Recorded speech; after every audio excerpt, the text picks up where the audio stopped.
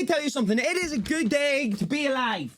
Fuck. It is a good day to be alive, ladies and gentlemen. Let me tell you why. Because being dead's not great. Today we're going to be watching a video called 3 Weird Quirks about my American house. And this interested me because I love America. I love American homes. I'm going to guess that one of these is probably having a basement because this guy's from Britain originally and we don't have basements over here because... How you doing today? You doing all right? You doing good? Before we jump into this, ladies and gentlemen, I'm going to need you to like the video, subscribe, and let me know down below what preference of shoe you are. I'm Lawrence, and I'm on a quest to uncover all of the memos that Britain and America lost in the pond, and one of those memos pertains to weird quirks. Specifically, weird quirks that I found in my new American house. And when I say new American house, I mean my new American house, not a house that's new. You see, something I didn't And guys, also let me know if your house has any of these quirks. You, though perhaps you worked it out on your own, is that this house wasn't built yesterday. That's both figurative and literal. In fact, this entire building was built in 1942. And as such, many of the quirks that I found out about it are throwbacks to that particular time in the history of American housing. In other words, do any of you guys have like a really old home? Let me know. Oh my God, guys, I tell you what would be such a good idea. Oh my goodness, light bulb moment. Okay, I'm going to flash my email up on the screen right now, guys. If you want to take a screenshot of it or write it down or whatever. If you guys live in a home that has history, email me if you want to put in a couple of pictures. It's completely up to you, but it would be awesome so we could take a look at it from the outside, maybe a couple of rooms or whatever. You could send me a couple of photographs of your home and then a description of the history of your home. And if I get like 10, I'll do a video on them. I think that would be so cool. Please! In other words, the things that I'm going to show you in this very video are not the sorts of things you would expect to find on a house built in the 21st century. Now, it is possible that some of these things were replicated in England, or they happened in England first and America replicated them. Perhaps that's something that we can argue out in the comments section. So if you're not subscribed to this channel, do that now. Alright! Without further ado, let's go and take a look at some quirky bits and bobs. Where's he going? Door's locked. It's locked again. All right. I'm Lawrence Brown, and I have a confession to make. A couple of weeks ago, when I showed you around my entire house, there were, in fact, a couple of rooms that I never showed you. I'm so smart, you know. Is here, in this door behind me. And the reason that I didn't show you it at the time is because it was really quirky, and I didn't have the emotional intelligence to explain it. And thought to myself, why don't I save it for a video on quirky features of my house? And while you try to guess what's behind this door, I'm going to enter it and take you in with me, not literally. All right, come along. All right, we are now in said room, and as you can see, it's an elevator. I'm kidding. This is, in fact... Bro, where has my guy set up his camera? What are these pipes? A toilet or a little bathroom. And I know what you're thinking. Ooh, Lawrence, what is weird about a toilet? Everything's weird about a toilet, but this one in particular is unusual because it's just a toilet. There's no sink or place to wash your hands. And I don't know if I've ever seen anything like this before, so I looked it up. Turns out that this weird quirk was once not weird in the least. Up to the Second World War, American people didn't wash their hands.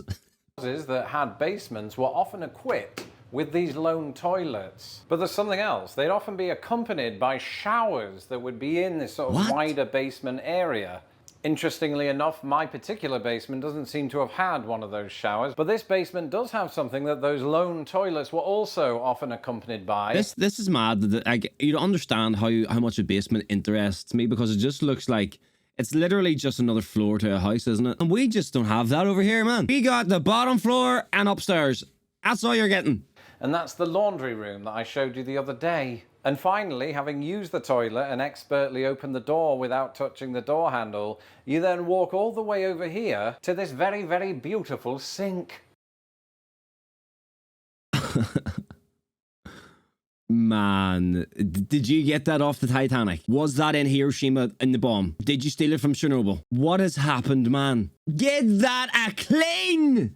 And I've since learned that this combination of things, a lone toilet, a shower, and a laundry room, are especially common in old 20th century basements in Pittsburgh. Why is that, Lawrence? Well, the story goes that this entire setup was used by steel workers. After a long, grueling day at work, they would come home, enter through perhaps a side door or a different entrance to the main house. What? They'd go downstairs, maybe use the toilet, pop their dirty work clothes into the laundry machine, have a shower, Bob's your uncle, they're clean, and then they can go upstairs into the main part of the house without dirtying the rest of the house. Smart. These days, things are quite a bit different. That lone toilet is a place that I can go for 40 minutes to think thoughts such as, how will I feel when I get to 1 million subscribers? Or how does the people's elbow hurt more than a regular elbow?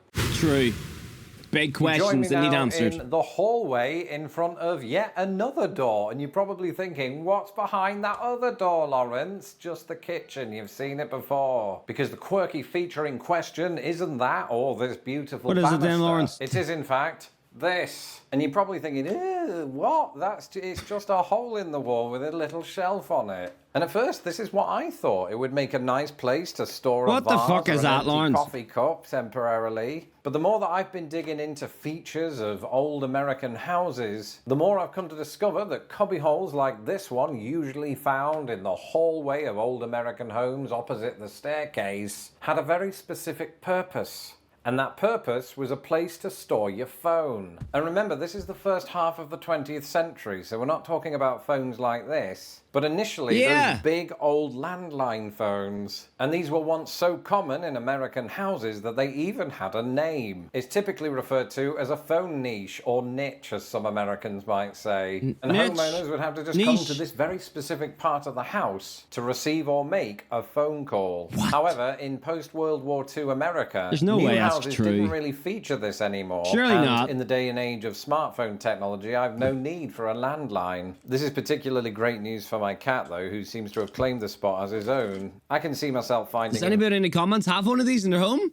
And do you have a phone in it? Bet you don't. Bet you have a nice plant. here in the middle of the night, Or a cat. moodily gazing into the distance like an intergalactic antagonist torn between feelings of affection for his father and the unrelenting desire to betray him. But it's chilling to think that millions of people, now long gone, perhaps never imagined a world in which this once common feature would become obsolete. Such is life. I dare say we're doing the same thing right now with laptop computers and Taco Bell. And speaking of things that went missing, did you ever hear the one about the British politician who faked his own death off the coast of Florida? And no, this isn't the setup for a he was lost in the pond joke. It's something that actually happened in real life. And why am I telling you any of this? Well, the story in question is the focus of the latest Britbox original. Okay, it's a sponsor plug, Lawrence, you rascal. Outside in the tundra in my back garden, it's currently about minus 12 degrees Celsius or 10. Wait, what? What are you? Oh, he uploaded this a year ago. I thought this was, for some reason, I thought this was his latest video. This was uploaded on the 31st of January, okay.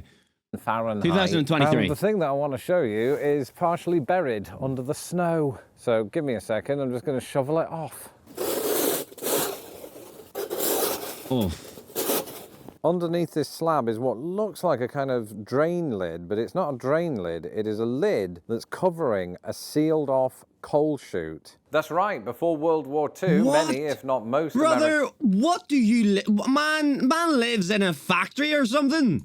American homes were heated using not natural gas, but coal. Believe it or not, coal delivery men would go door to door to replenish each house's stock. Sort of like when a milkman brings you milk or Capital One that's quite brings you free cool. toilet paper. It would be delivered into a coal chute like the one out in my yard, and often arriving down that chute into the basement where the homeowners would then shovel it into the furnace. And I've got to say, coal chutes are cool This one, like many of their kind, has since been sealed, but it forever remains a reminder of two things: our coal-powered past and a painful accident I had on my way to the mudroom last Friday. Thanks for watching. Thank you, Lawrence, and thank you for showing us 3 quirks off your American house. I hope you guys enjoyed it. If you guys have got any quirks in your home similar to this, I'd love to know about them, ladies and gentlemen. But either way, thank you for watching to this point. You should pitch.